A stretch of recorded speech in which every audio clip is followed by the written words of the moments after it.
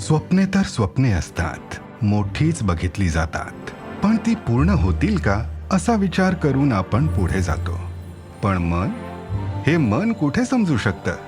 ते तर बस तिथे अडकून राहतं. खूप इच्छा आहेत ज्या आपल्या पूर्ण झाल्या नाहीत. खूप स्वप्ने आहेत जी आपल्याला माहीत आहे की आपली नाहीये.